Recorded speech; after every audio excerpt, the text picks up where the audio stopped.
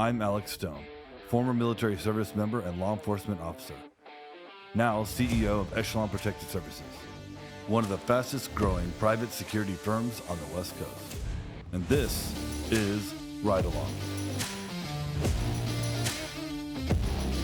where our guests and I witness firsthand the issues affecting our community. I believe our proven method of enacting meaningful change through compassion and understanding is the best way to make our streets a safer place and truly achieve security through community.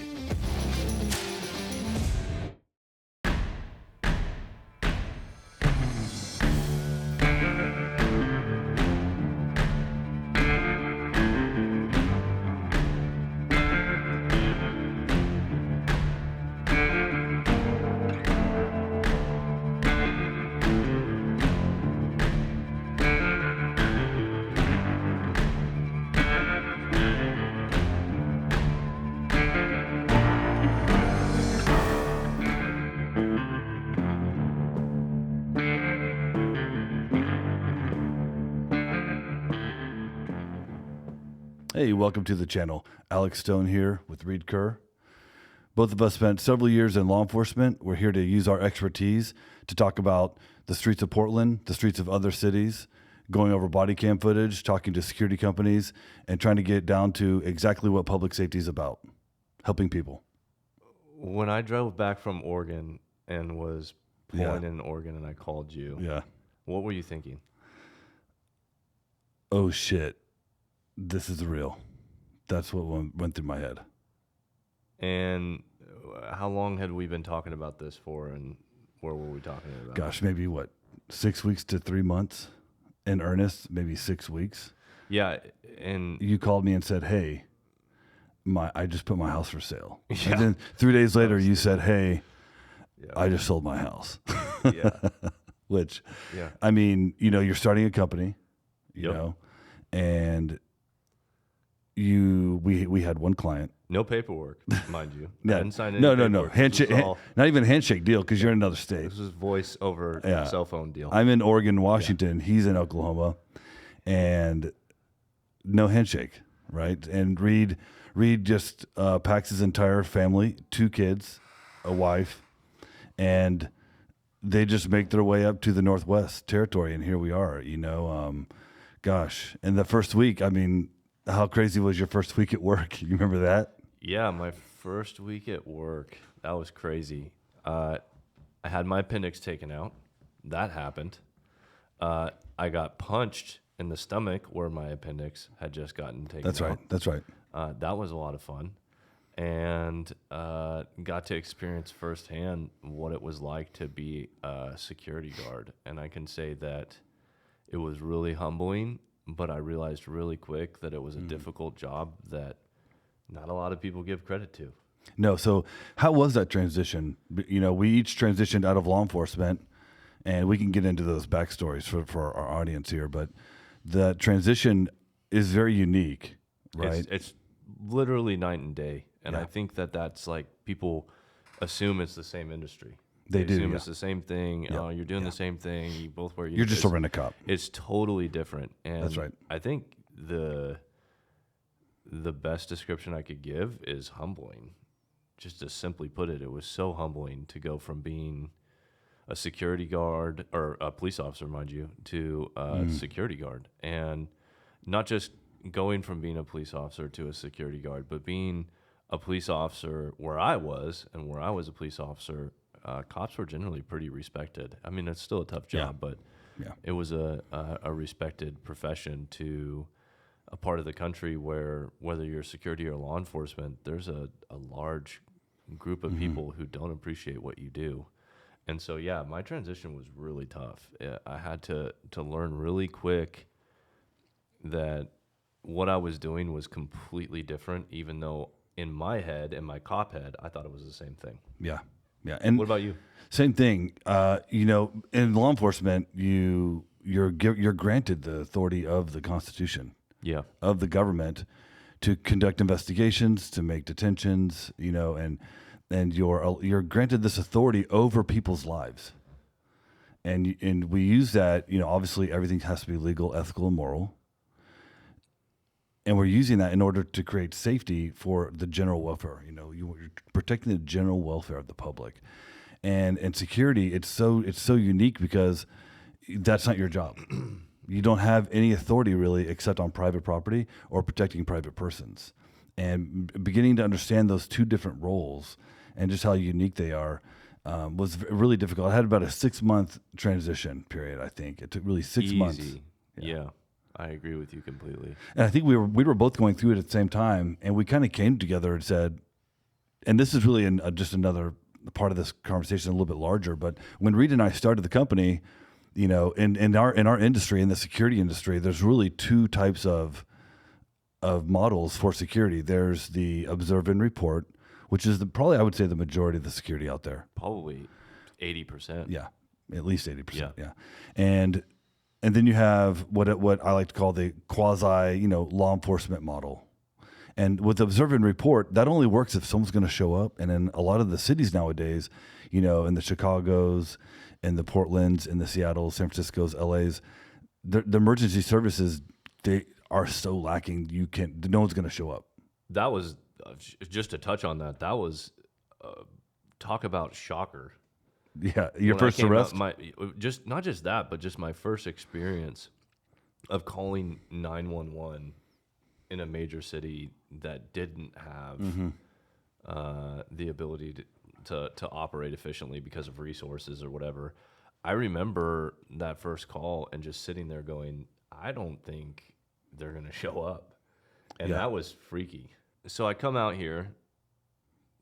Tell me about what it was like our first contract and working that first contract, what you learned, what you experienced. What was that like? So the first contract we had, first week I'm working, I get a call and a guy gets stabbed with a katana sword through his body in the lobby of the building. Was that like middle of the day? Middle of the day. Just random drug deal gone bad, no guns involved, just a katana sword. And so were you like on the site? No, I was not on the site. No. Because the site did not have 24-hour security. They could only for 8 hours a day. So where were you? You were just... I was in my van sleeping because I was homeless. Okay, so you're just sleeping. That's another story. We'll get to that. We'll get to that. So you're just sleeping in your van. I'm sleeping in my van at McDonald's. You get a call from who calls you? A gentleman who sits on the board for this investment group, who at this time is not really a friend yet. He's a friend of a friend, and kind of oversees 100+ properties in multiple Western states. And he says, "Hey, where the F are you at? Someone just got stabbed with an effing sword. I need you here now." That's pretty much the call. Yeah, and show up. And the crazy thing is, years later, we've Narcan this guy multiple times, saved his life. In this type of work, you're always seeing the same person over and over and over again. Yes, you are. Today's victim is tomorrow's, suspect, which is who's tomorrow's witness. So I show up, and we capture the guy, we arrest him, cops take him, right, and attempted murder, and that actually went through. That the DA actually charged that. Wow. Yeah. Yes. From there, what was your expectation versus what actually happened? My expectation was that we could build really good cases. I could hand this off to law enforcement. Law enforcement would come in and arrest people. Make appropriate decisions.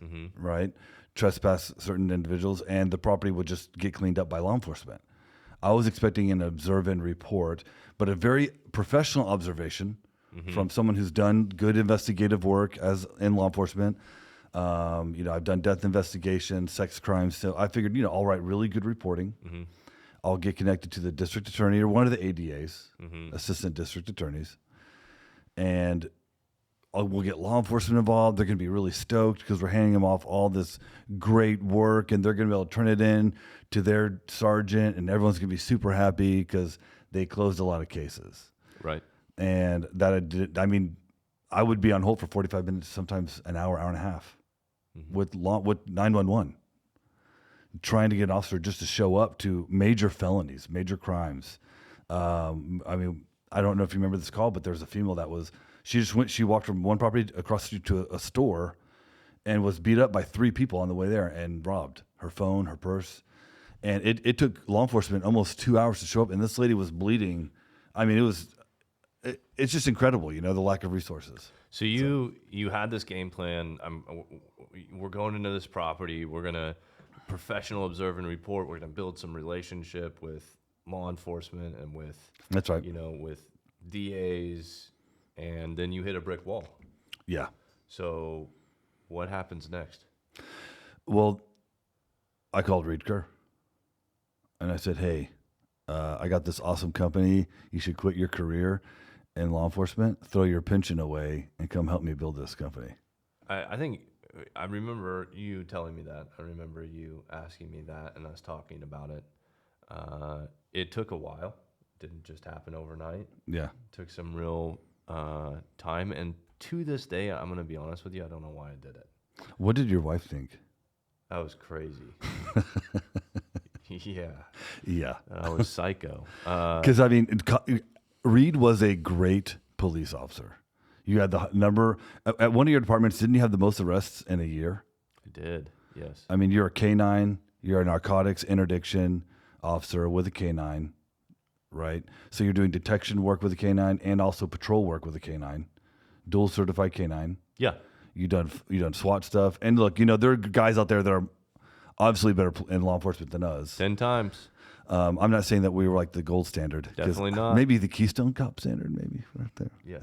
Like more, have y'all ever seen Andy Griffith? Like I would say, like Barney Fife. I was thinking more of the park ranger from Yogi Bear. Yeah, pretty much. Who was trying to get the picnic basket back. Yeah. That's the kind of like. But basically, I remember, and it was, I honestly don't know why I did it, but I just made the decision like this, we're doing it. Yeah, Let's do this. Yeah. And, for me, I had a very similar experience. I had a very similar mindset because I only thought one way, which is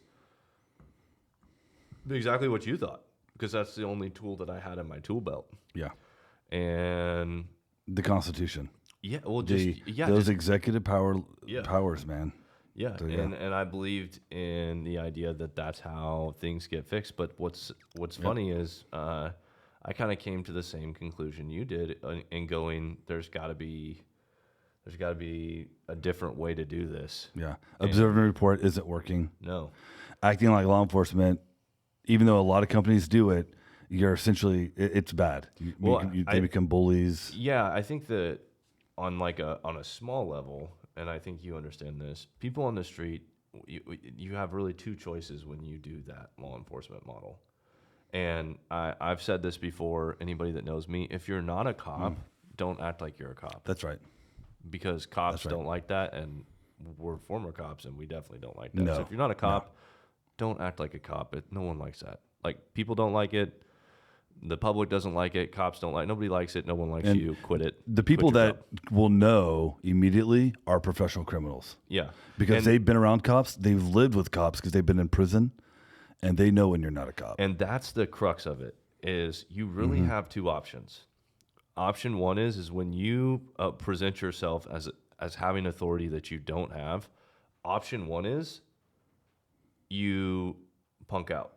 So when you get called on that, because I'd say the reason why it works is because 70% of the time people don't call you out. That's right. 70% of the time you do that, they say, okay, whatever, and they leave or whatever happens. The 30% of people who don't and say, wait a minute, no. You have 2 options. You either punk out, which anybody on the streets knows, basically is just saying, yeah, okay, never mind, my bad. That you've given up all credit. You're done at that point. You've lost that situation. You've lost long term because you're presenting yourself as being able to do something and you don't. And people on the streets don't have respect for that. I mean, people don't have respect for that anywhere, but especially the streets. Number 2, you either have to double down and do something that you don't have the authority to do, and that's what results in lawsuits. And nobody likes lawsuits. So. Lawyers like lawsuits. That's who makes money there. Yeah, exactly. We know that. So, so we didn't go with that model because that doesn't work. No. What did we do? What did we do, Reid? What were we going to do? We were in a place where we weren't growing as a company. Yep. Because we didn't have our business model down. Yep. We didn't know our mission. Yep. We didn't have a vision. I think we had core values, and I think that we have matching value. I think that we share the same value system. I think we had a semi-vision, but I don't think the vision was on par with what would actually work. No, we had the wrong vision. I think no, I mean, I think I think from the beginning our vision was to be really, really good. Yeah. And I think so our current vision is to be the standard bearer of security, which is basically a fancy way of saying we want to be really, really good. The problem is we didn't know what the hell we were going to be good at. And we didn't know what good meant in this industry. Yeah. We knew what good was. Being tactical, sound reports. Squared away uniforms. A really good communication. Knowing a lot of Jocko quotes. Yeah. And right. That's what people think. Yeah. And to be honest, it was none of that. No. So for me, I'm just going to go over one thing that was like, this is step one. It always came back to team. Yeah. So, obviously we're security through community. We're big on the community, but at the end of the day, we have the mentality that if your house isn't in order, then how are you going to take care of everybody else? And so that was kind of my change. That was my shift from, we're going to come in and fix this property and company and all this stuff to, let's make it about the people that work with us. Yeah. And everything should be focused on them. Yeah. We should sacrifice for them. We should pay them money we don't have. We should do everything we can so that our people feel supported. And obviously there's learning curves in that because some people take advantage. But at the end of the day, that's the first building block of the security through community is realizing that we needed to start within ourselves. I agree with that. Secondly, I think you can touch on this, but aside from forming our own community within our group and building that and brotherhood's the wrong term, but building that camaraderie, building that trust, right? Every leader, every person who has a leader wants trust and communication. And I felt like that was 100% what we were trying to do, is get people to trust us and communicate to them the mission, vision, values, and goals in their future. That's right. So there was that. Aside from that point too, though, what do you feel like was your focus? Because you're definitely CEO. You're definitely big picture. You're definitely somebody that, although you have the ability to do the small painting, you're somebody that takes big strokes. So what was your vision of like, okay, I'm going to allow Reid to focus on team. I'm going to focus on team, but where are we going and how do we get there? What was that conversation like in your head, and how did you get to point A to point B? What connected those dots for me was finding our operations model. And it's something that you and I, flushed out over, several months. And it's learning how to, number one, not be observe and report, not be that law enforcement model. We just sat down and said, and I really think it, the first, people need to understand when we took the contracts we took over, it's not like we were just like supposed to sit around and watch TV monitors. No. These were the highest call volume properties for law enforcement in their districts. For an entire precinct. In a major city. In a major city. In one of the worst cities. Yes. Arguably, you're talking crime-wise. 15 major calls for service a day at one property. Major calls meaning active domestics, gun, prostitution. I mean, major calls. And so we took another property in a suburb that is a ran down area, and it was the highest call volume property in that entire patrol area for an entire law enforcement agency. And it was so bad that that region, right, that governmental entity was going to start charging a tax for every time they had to show up. Yep. And they didn't know what to do. It was bad. There was a gang. I was going to say, you're touching on it, but Yeah. How did we get that contract? Let's start there and then explain from there how we started to develop our model. But I think it's important to touch on how we got our second contract. Well, I don't know where you're going with that, but I know where I'm going with this. I would love to see where you're going with this. So that contract came when we chose what our model was going to be. And, Reid and I arrested a lot of people at first. I mean, we made dozens and dozens of arrests, and there was never a prosecution. And we trespassed a lot of people. Mm-hmm. And so you still have to do some of that enforcement stuff. And when I say enforcement, I mean protecting your own rights, your property rights, right? And that's really what security is for, to protect people's rights. And so we kind of realized, hey, law enforcement protects government interest by taking government authority to violate civil rights in order to make a place safe. And we realized this. I mean, literally, Reid and I are having like deep constitutional conversations about this. And then we realized, private security actually operates almost like a civil rights organization in order to protect property rights and individuals' civil rights and civil liberties, right? Mm. So when a company or a group wants to meet in public, right, and organize in public, they don't hire cops; they hire private security, right? Even a Planned Parenthood, they don't rely on police officers to make sure that the women that are going in there for an abortion are safe.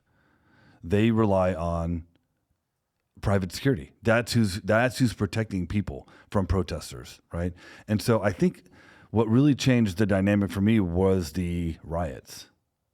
When there were so many riots going on, and this is a whole other conversation, but the rioting and literally the looting and the rioting and the mass burning of major commercial areas in the downtown corridor made me realize that, it's not the job of private security. Private policing should never really be a thing.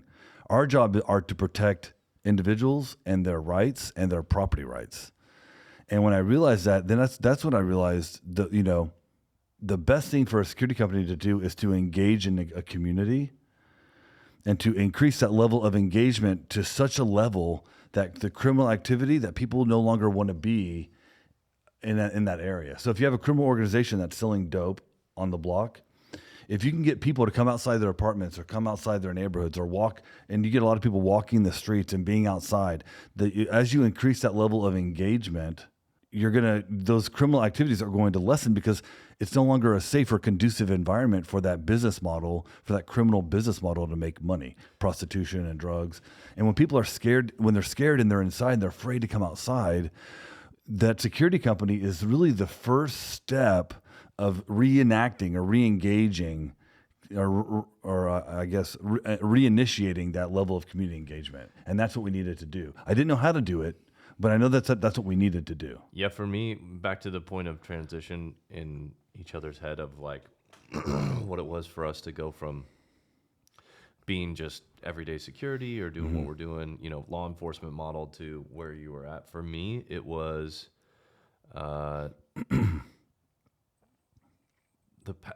realizing that I was making it too hard. I know that sounds dumb, but just on you're talking. Oh, break that down. Yeah, so there's a lot of things that you have to do as a cop. You have to, you have to make certain arrests. You do have some, the ability to not make an arrest if you choose not to. There are some things that you can have. There are a lot of cops that do that, right? Yeah. But the reality is, as security, there's a lot of things that you have the ability to do, and one of those things is time. And then the other thing you have is just this idea of, I don't have this huge world that I'm responsible for. It's not black and white like law enforcement. Well, yeah, but not just that, but you're not just responsible for this whole world or this whole area. You're just responsible for this specific thing that you're being hired to do.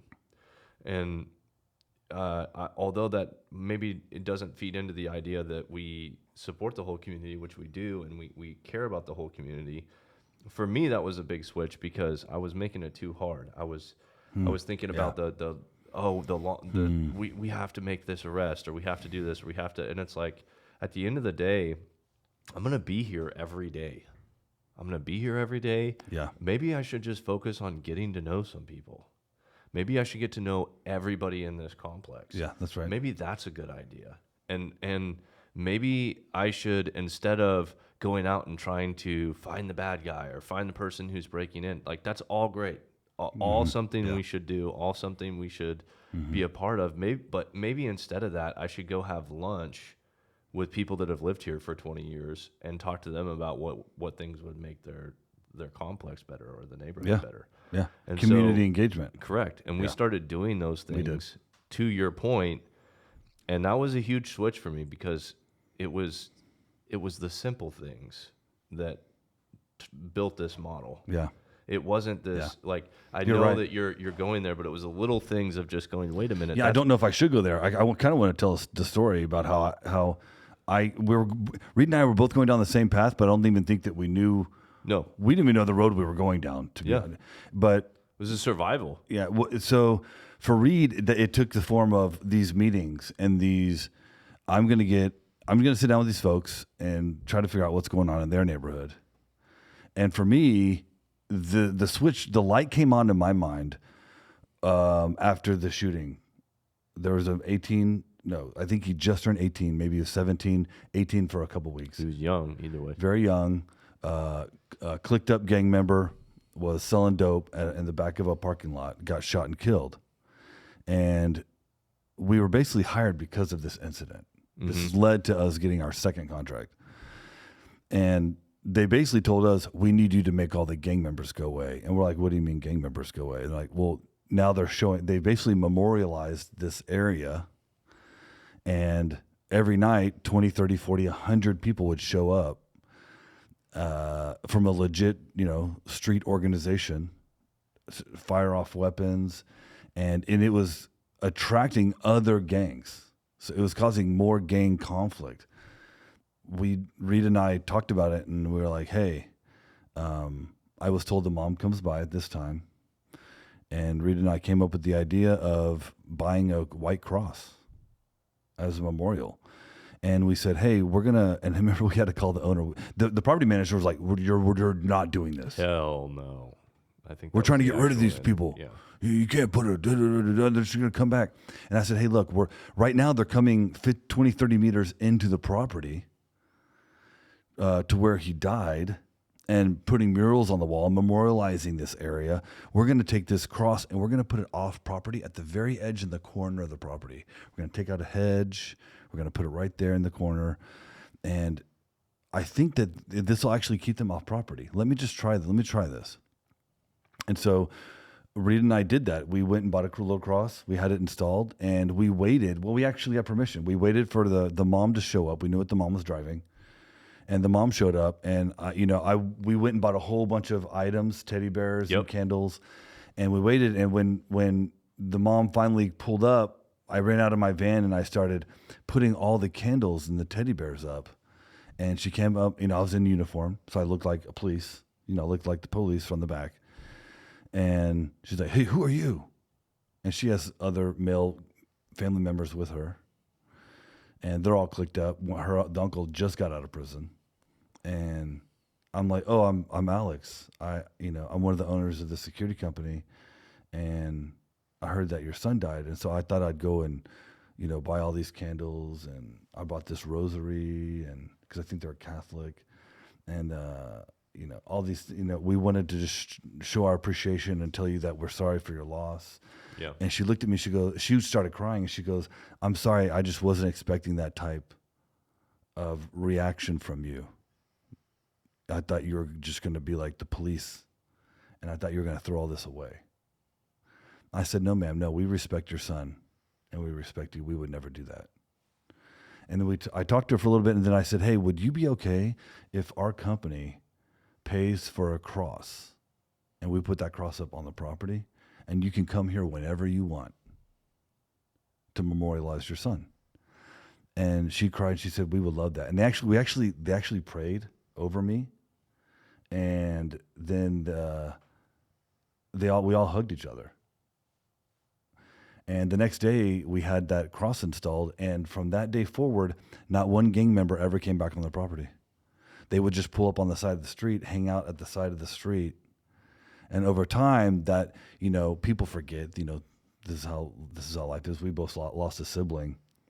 People, they're always in our hearts, but sometimes those memories fade for other people. 100%. Right. And so these memories fade, less and less people show up.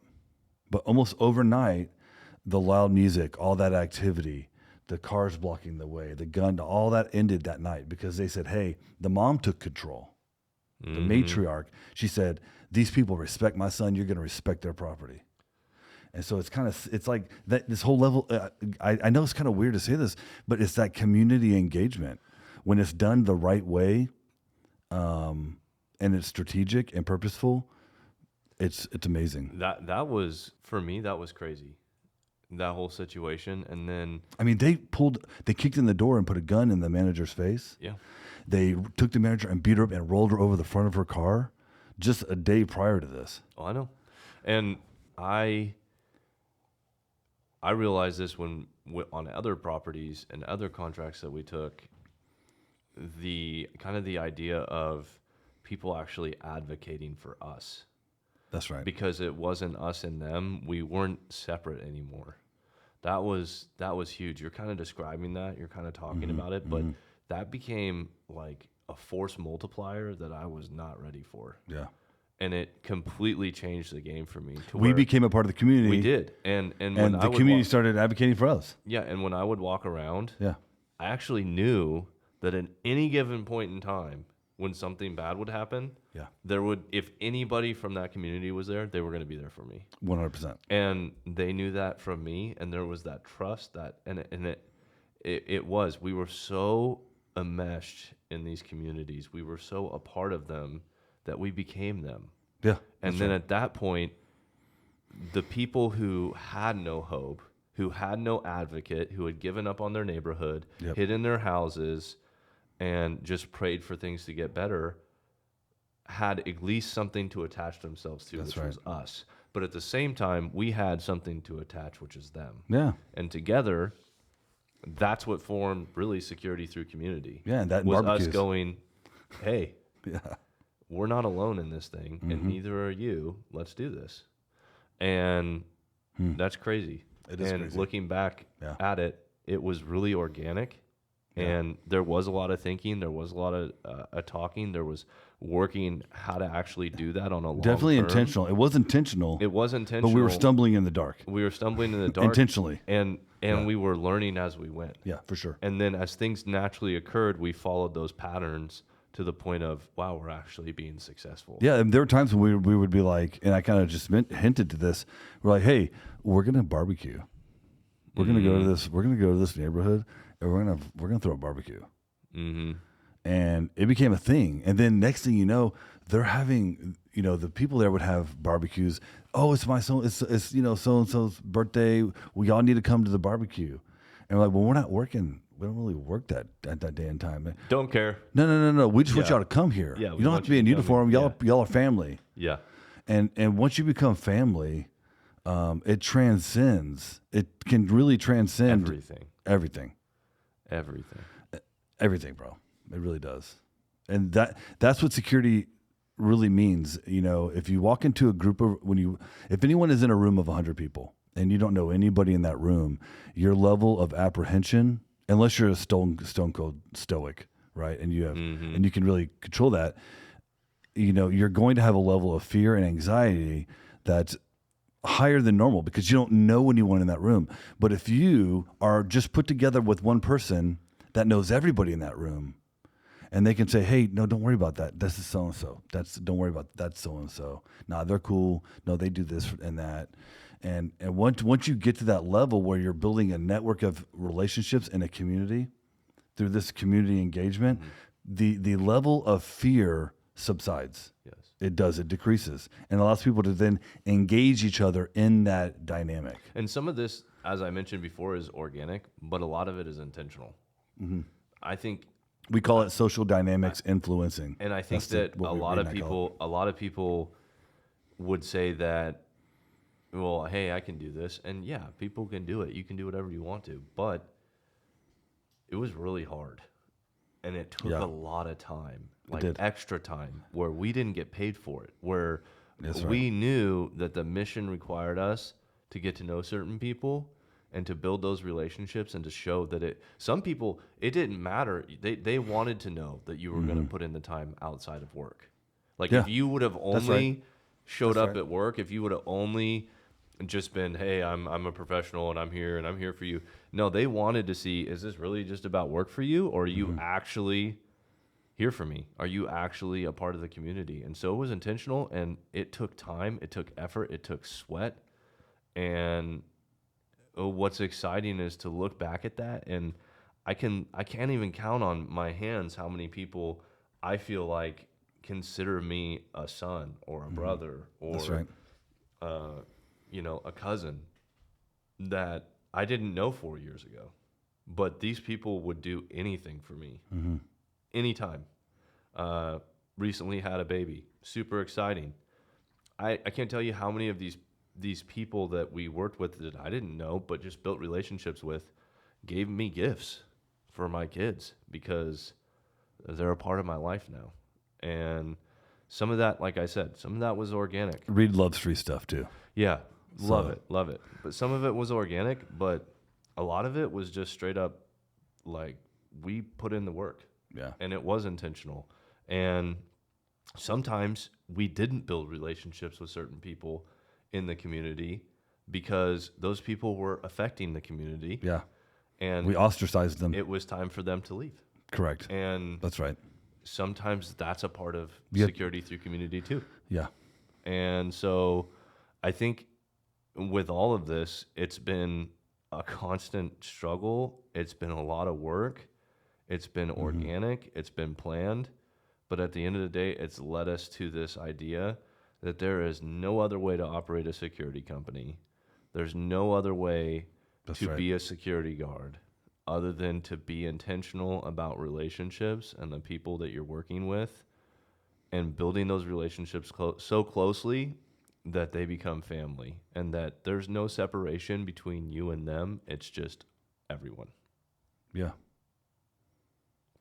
I want you to tell me, because I didn't do this. I had nothing to do with this Okay. for a couple of reasons. One, I'm dumb. Okay, that's number one. That's why I didn't do this. Number two, there's this amazing gift that God gives certain people that is called art. The ability to produce art, do art. And I know Okay. do art, that sounds super fancy. I don't have any of that.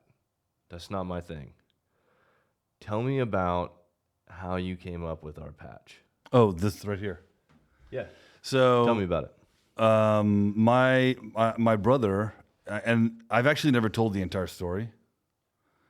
So I don't want to cry, but it is what it is. But my brother was in the military, and he did a lot of military sketches, He had a lot of sketches and stuff that he had done. And when we got his, when the Navy shipped everything, I was in charge of his will. I was, I guess the trustee. Everything was left to me, so I had to go through everything. And I found a sketch that looked very similar to this. So my brother, he was a Navy SEAL, and he served in some different task units. And a part of being in a task unit and a leader in a task unit, whether it's a platoon or you're in the Navy, Army, you have these different groups, like an ODA group or whatever, troop. You create patches. And so patches they really resemble, they're not supposed to resemble, a patch should speak to who you are Yeah. as a unit. sure. It's about unit cohesion. And so my brother was, I think, drafting some patches. And I don't know how old these were, but it looked a little bit like this. And so I thought, man, how cool would it be if I used some of my brother's artwork and then I added my own and created a patch. And so break it down for me. okay, I will break it down for you. Sorry, it's emotional. So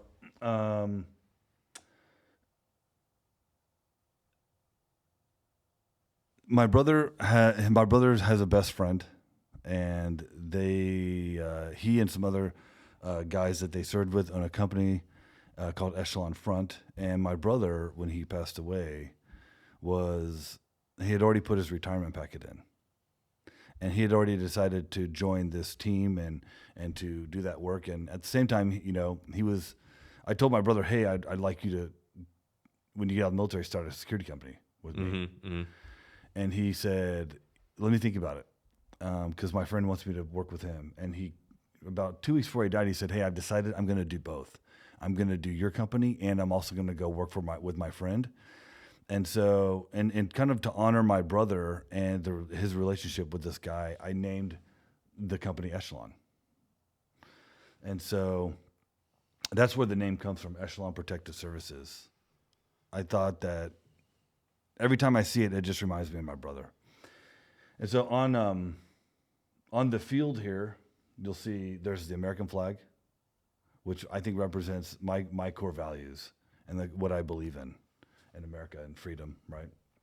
And then we have the lion rampant, which is reminiscent of the battle flag of Scotland. I've spent a lot of time in Scotland. I backpacked, kind of lived there for a little bit.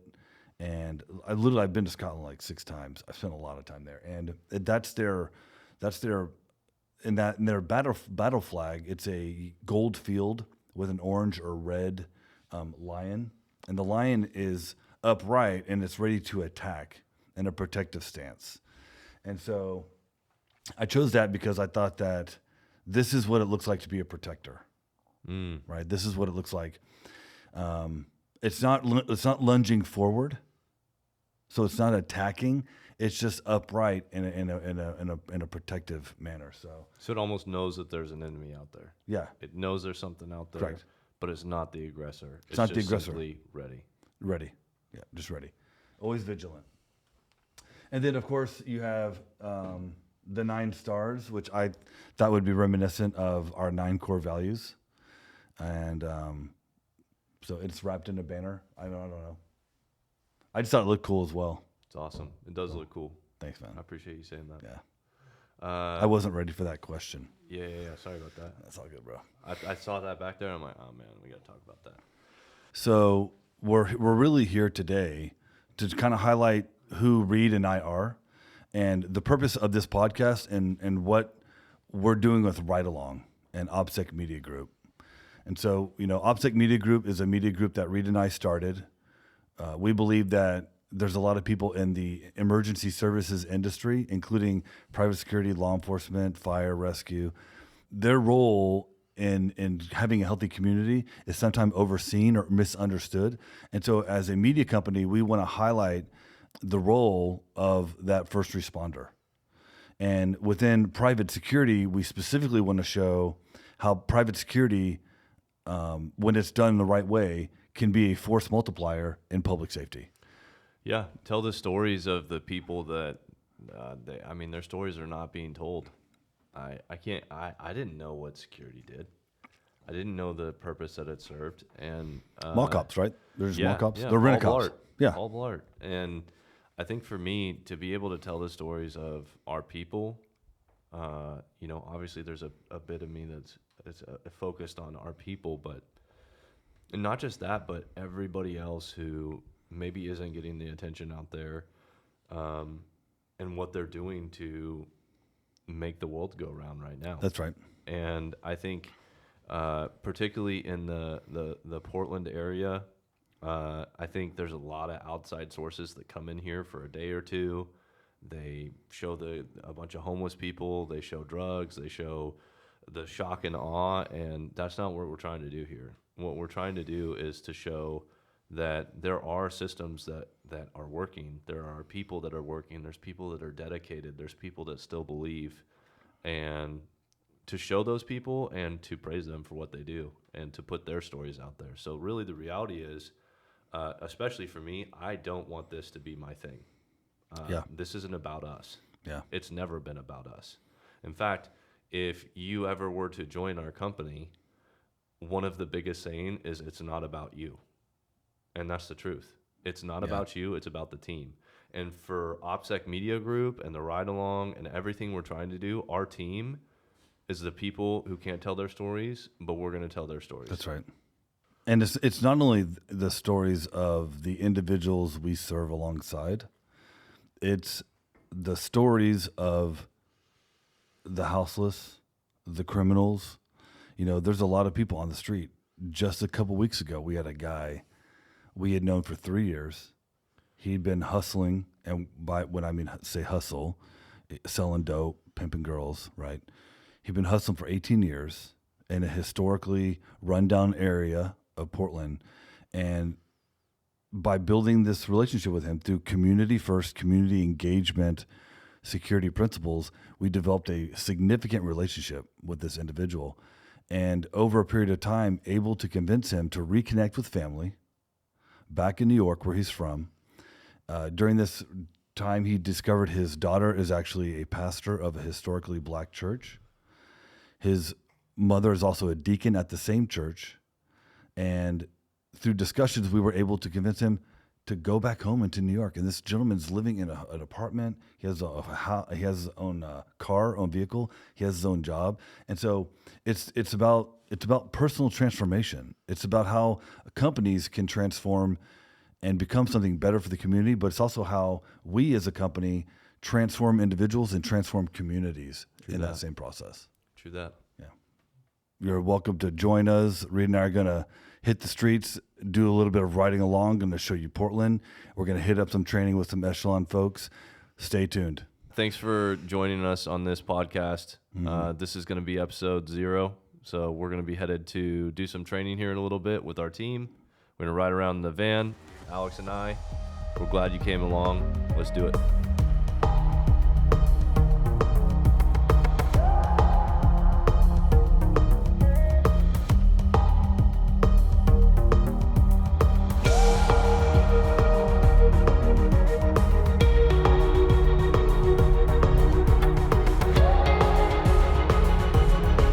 There's only a few of us here, which is fine.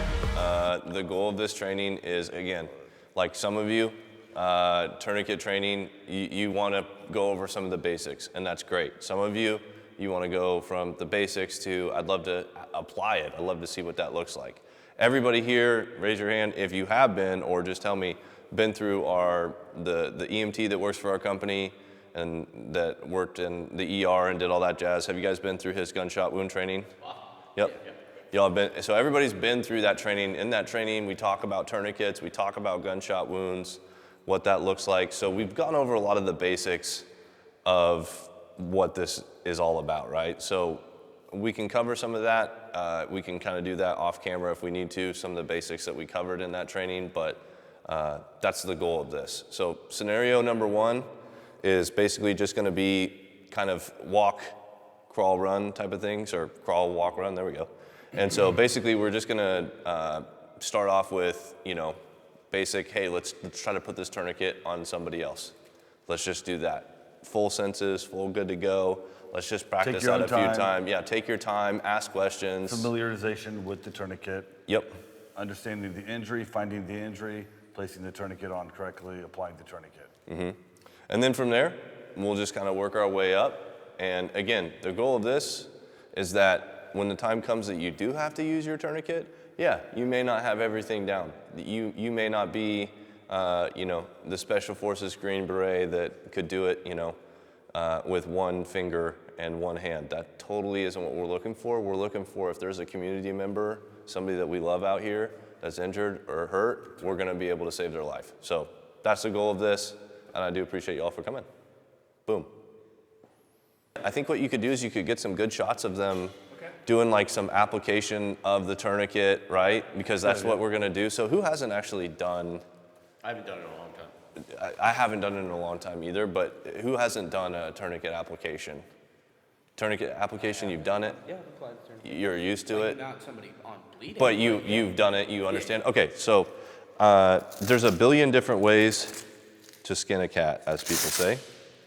But I'm just gonna real quick show y'all how I load my tourniquet. Now, I'll tell you that a military person yesterday, let's unlock that for that guy. I got it. A military gentleman yesterday said, hey, by the way, you did that all wrong. And that's the beauty of training and people with opinions is they can say whatever they want. This is just how I know how to Alex. do it. So what I do is I take the tourniquet. This is a 1 loop. Sometimes you have 2, right? So you have to remember which one you have. And so with the 1 loop, you're gonna pull that through.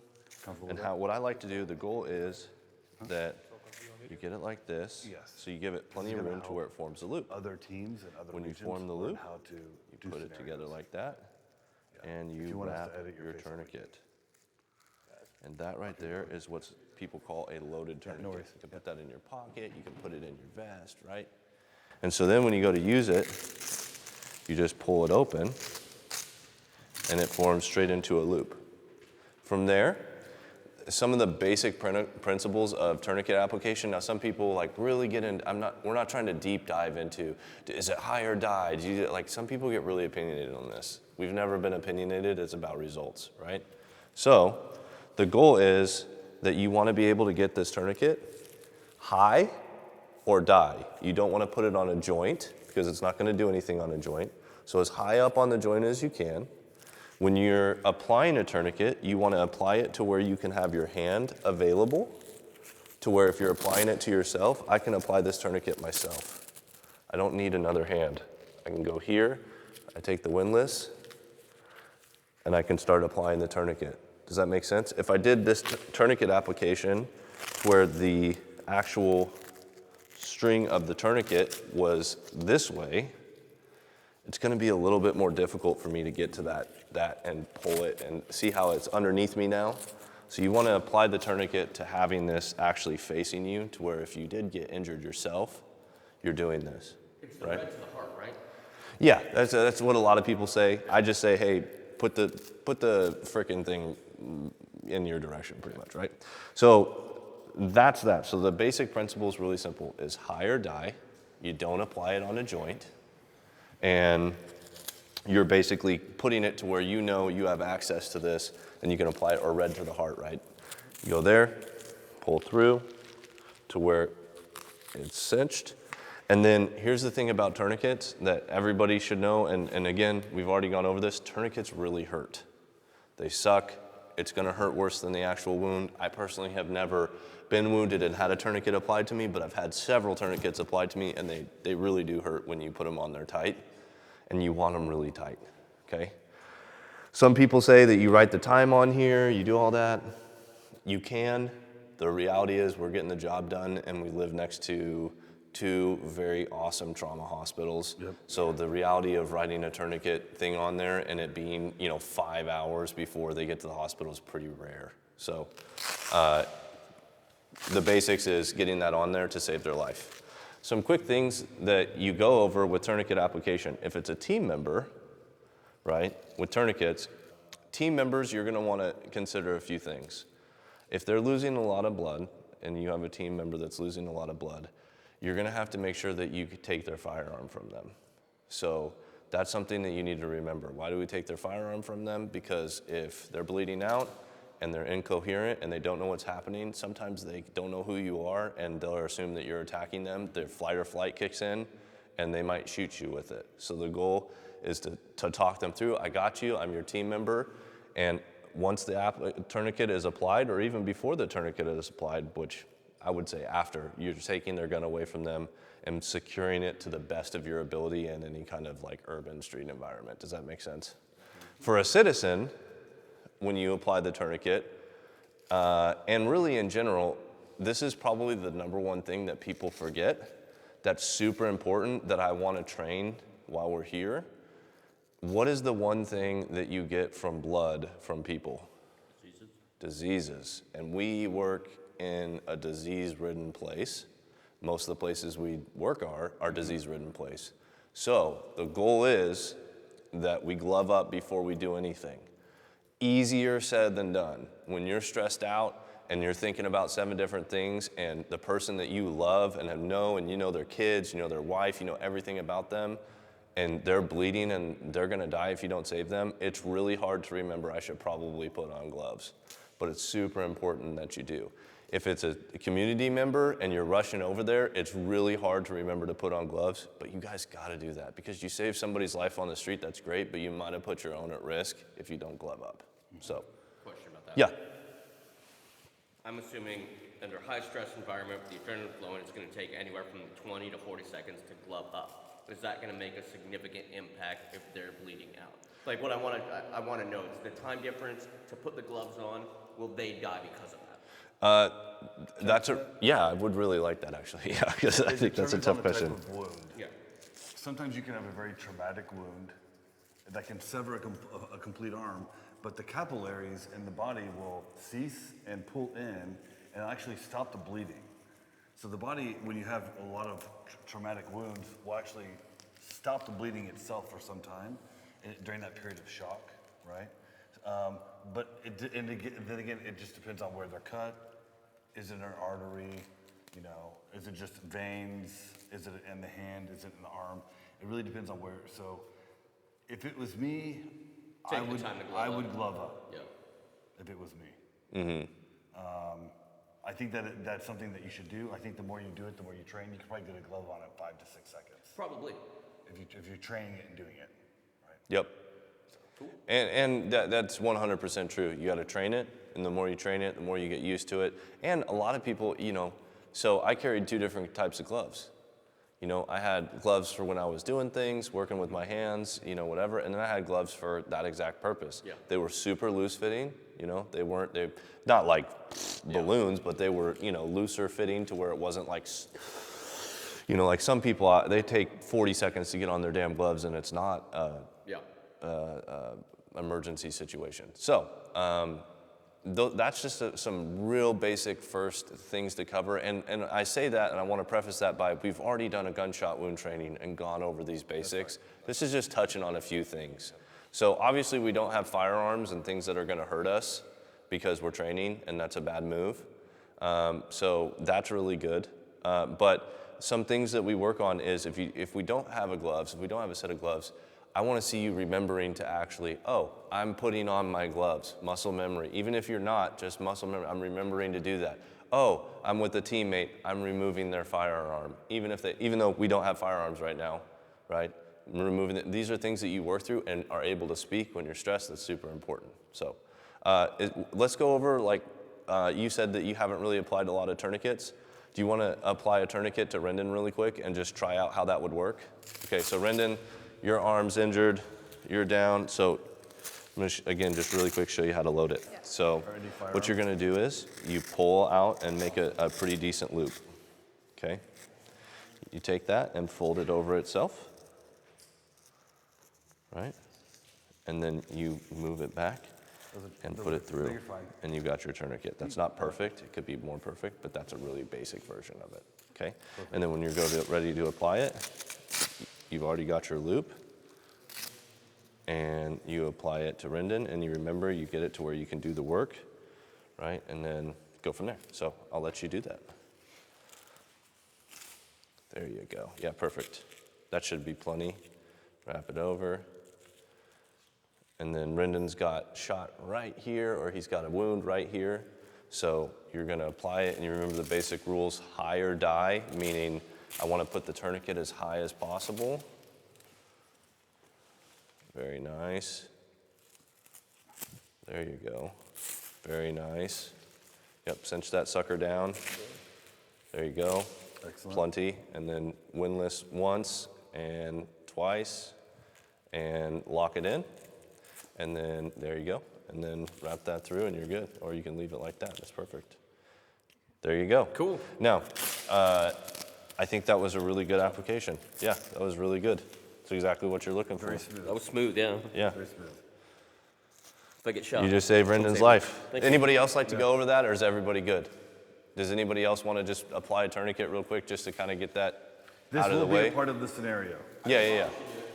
So we're here for scenario training. This is pre-training. You want to try it? Okay. Do you want to apply a tourniquet to Brittany? Is that okay? Okay. So Brittany got shot in the left arm. Yeah, absolutely. I got you.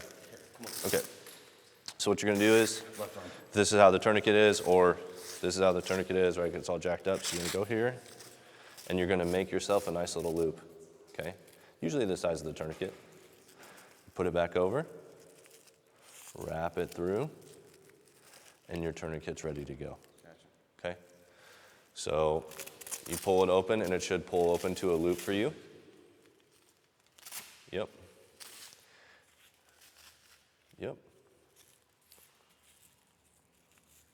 Very nice.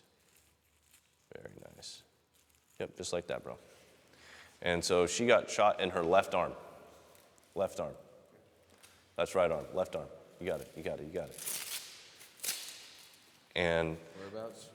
Yep, and right there. So should I glove up? So I'm gloving up. There you go. Yeah. Chopping off the shirt. Yeah. So you got higher die, right? So that's obviously a joint. So like somewhere as high as you can get before you get to the joint. I did that backwards. It's all good. And you're going to want to get it to where you can get to it. So when you apply it, you'll want to apply it to where it's just right there, so you don't have to find it. Okay. Right. So there you go. And Good also, call, bro. Yeah, go in ahead. case you might have 3 other injured people. Yep. This might be just one of the injured in a mass casualty event. So you want that windlass facing the victim because maybe you didn't put it tight enough. Right. And so maybe the injured person can say, "Oh my gosh, I'm still bleeding," and they can tighten it themselves. Yeah, exactly. So you always want it so that the individual with the tourniquet on has access to tighten it further. Excellent.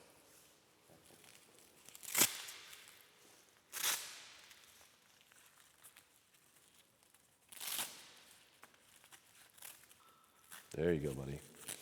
And then just do, yep, 1 turn.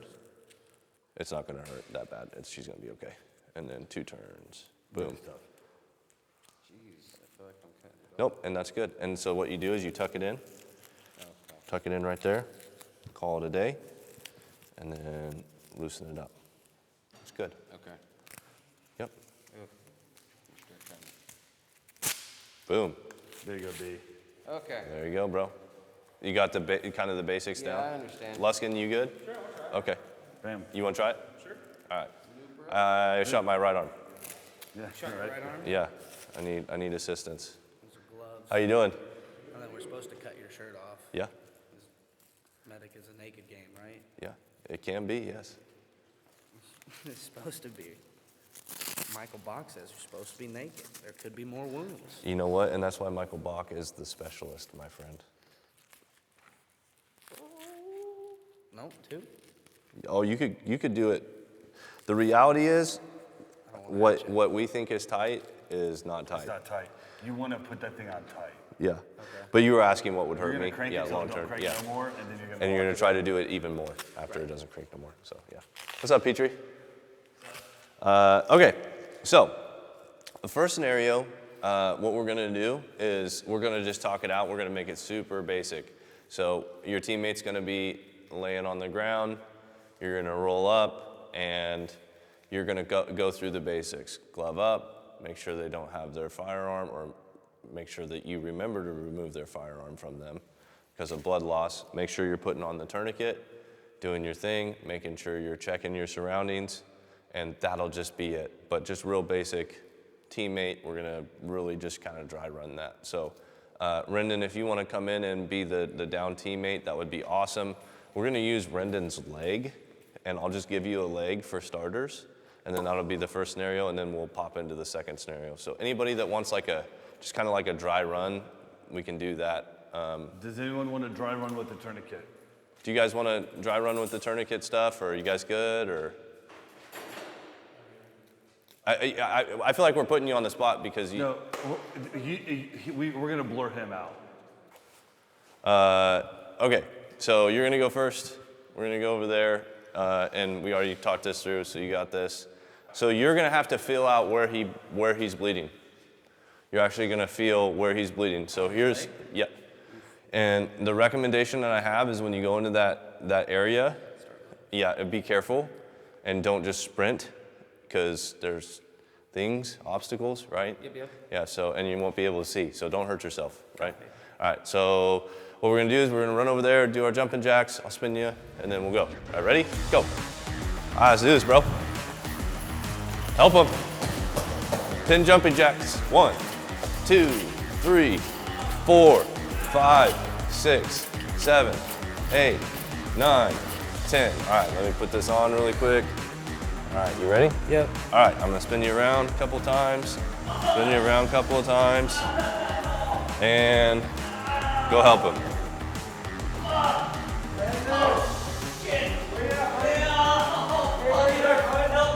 Help me! God, there's fucking blood everywhere. Help!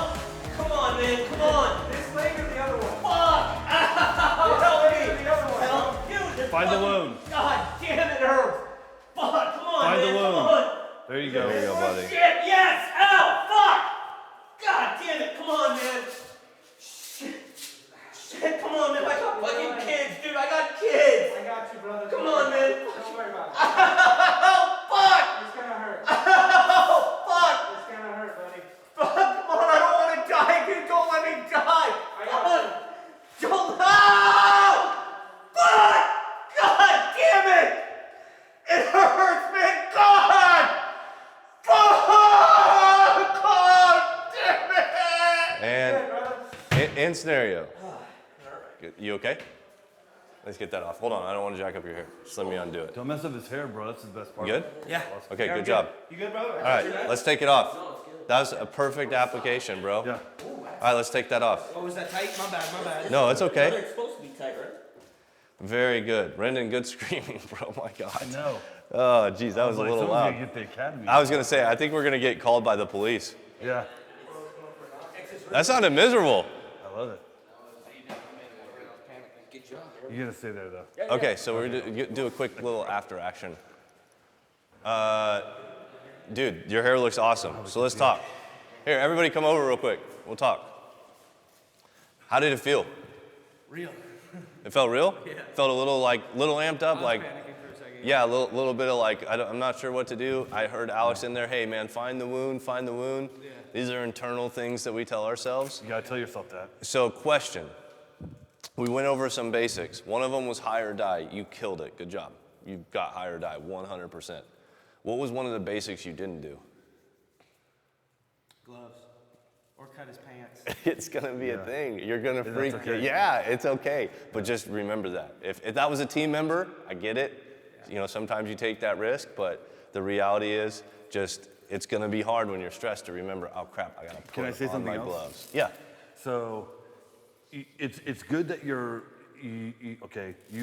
when you initially entered, you found him, which was good. You were able to locate him according to sound, right? You went immediately for his left leg, and you kept on that left leg, and you expected him to give you feedback as to where he was shot or where the wound was. Now, a lot of people who are shot are going to be in shock. They might think they're shot in their chest. They might think they're shot multiple times, right? So don't always assume that the person who's injured is going to know where all the injuries are, because it's likely there's more than one injury. Wouldn't you agree? 100%. So keep patting down. Now, we told you he's only going to be injured on the leg, but you know they could have another injury. So just because you think you've finished it, once you get that tourniquet on, keep looking. Keep looking for more of that, you know, spongy feeling. Looking for work. That spongy wetness. Yep. Good job though, Yep, bro. That excellent. was honestly handled amazing. So that was really good. Anybody else like to go, or we can leave it at that? Would anybody else like a shot and just see what that's like? Yeah. Like a shot? Hell yeah, okay. I'm gonna talk to Rendon. Should he cuss so much? Yeah, he's good. Okay, We're good. We're acting. We're filming. okay. Is there anybody that's over there that's gonna hear him screaming that loud? Maybe the Narcan people, the Narcan clinic. Oh, they're thinking somebody's getting fucked back here. Hey, buddy, you good? Yeah. Okay. Oh, geez, dude, you got it more wet? My God, son. Okay. Yeah, I think that's good. Was that what you guys looked for? Come down? That was fucking awesome. Oh, that was crazy. Yeah, that was really stressful. It was making me When he stressed. asked I'm like, you where you're shot, you're like, I don't know, I fucking know, I'm fucking hurt. yeah. Dude, I can pass out from one loss too, right in the middle of it. Actually, yeah. That's what I was thinking. I was like, I'm gonna freak out in the beginning. You should pass out like shock. That's good. Yeah, that is good. No feedback. Yeah. It's good.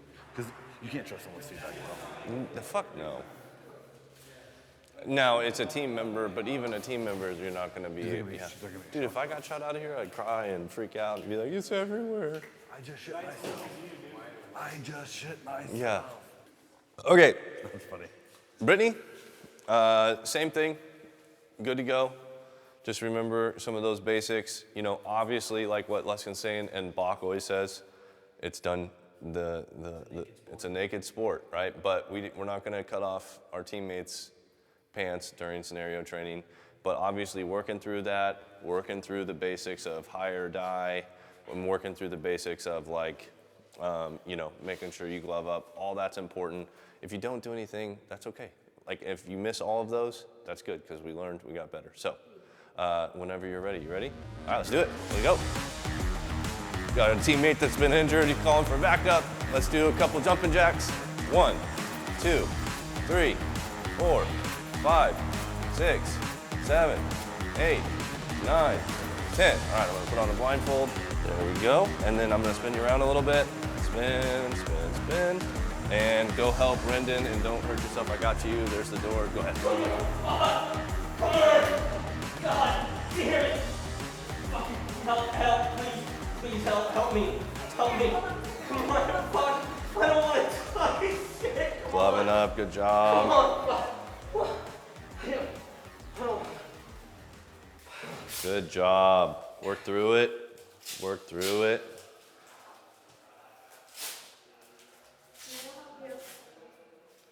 Yep, work through it.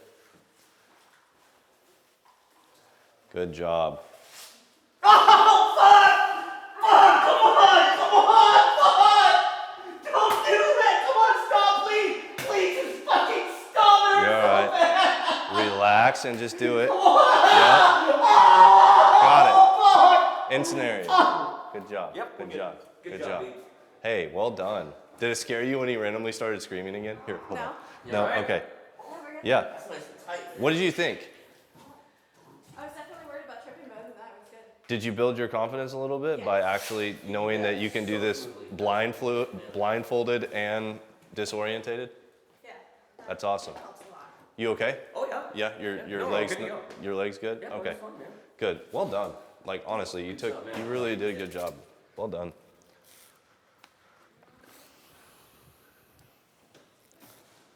Would anybody else like to go? You want to go? Okay, cool, man. And Bobby, right? Bobby? Cool. Yeah, Let's go ahead and give her some good feedback. I think that's great. Is that all right? Let's do that over here. Yeah, come on. Everyone deserves to hear directly from the instructors. Yeah, it's really important. 100%. Number one, super smooth. Oh, yeah. Super smooth. You weren't shaking at all. You were in there. You were taking your time. It was very intentional and very smooth. Which, I mean, I was like shocked. It was. I think the thing is that you came into it with such a confidence. Yeah. You're like, you know what? This is my first time doing something like this. I got this. Went in there, went after it, and then, yeah, so it actually scared me when he started screaming, and you just powered right through it. Yep. You didn't so a lot of people, they'll enter like an OODA loop, or they'll stop for a second to pause and try to get their brain to catch up to what's happening. Nope, just straight through it. That was awesome. You also remembered to glove up. That's right.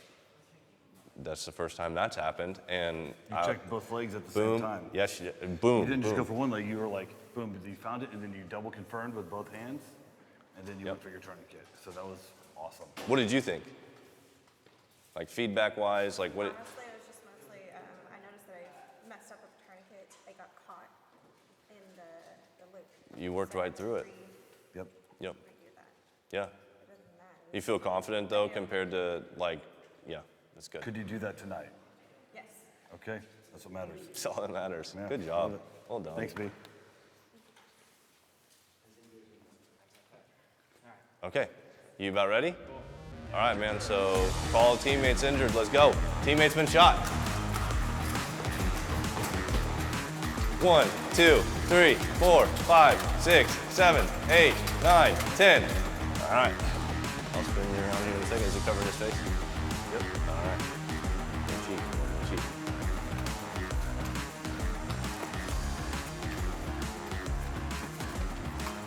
All right. Help him. Help him. Help him. Find your teammate. Where you at, Brendan? Brendan, where you at, buddy? Okay. Buddy. Hey. Oh! Everything's gonna be okay. Everything's gonna be okay, man.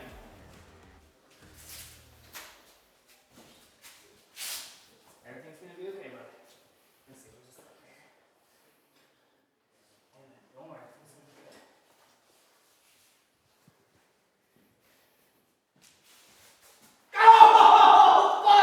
Stop! Please stop! Please stop! Stop! Please don't!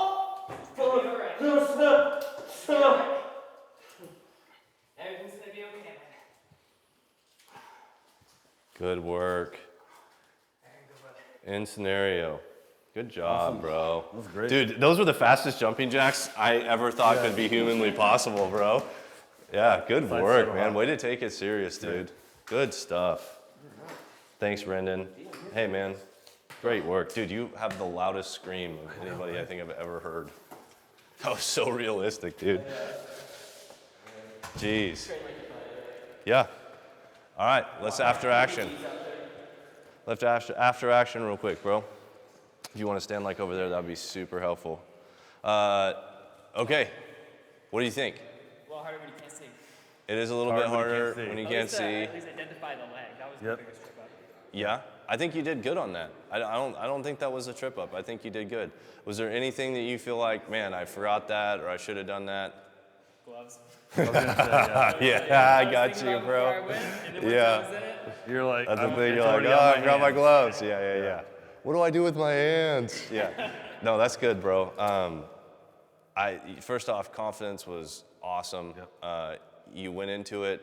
It's obviously like, you can't see. It's hard, but you said you had trouble identifying. I felt like you did really well. I felt like you went in and you immediately started identifying, and you didn't really hesitate. So I don't think that was a poor spot at all. I think you did good. Mm-hmm. What is your feedback? The sense I had was that, especially with your scenario, it was about the victim. It was less about your hesitation, your fear, your concern, that you didn't have, that you were lacking the sense of sight. I could tell that you were there for Rendon. Yeah, and I could feel that.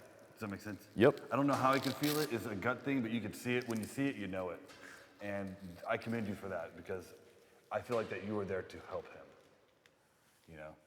Again, you were smooth, really quick as well. That was the first time he took a different position. He's been on the wall on his back the whole time. I think that you probably had the hardest because you had to find the wound, which was on his thigh, but he was upside down. So you did a great job there. What else? I think it was good. Yeah. I think it was really, really good. I think you did a good job, bro. Yeah. Love Appreciate it, brother. Yeah.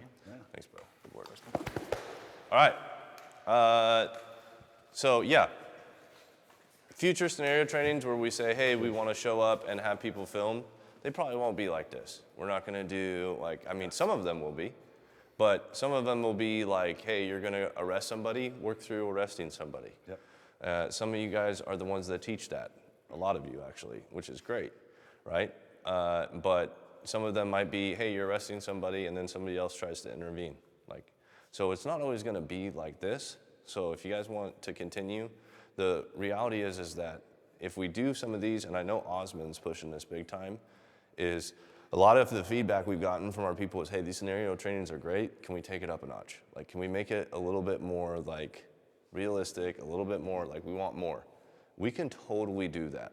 But as a company, we have to start working our way through the basics, because it's just like basketball. If all you do is know how to shoot three-pointers, but you can't dribble, what's the point? So that's what we're going to do. So thank you so much for showing up. Yeah, that was awesome. Thank you for putting on the class. Yeah, Hey, man, totally. it's Yeah, good it's good. times. Do like a jump high five. Yeah. Go! Yeah. Go Echelon. Yeah. Cool. All right. Well, see you later. Awesome. I feel like you could turn yourself into an anime character pretty easily. Easy. 2 seconds.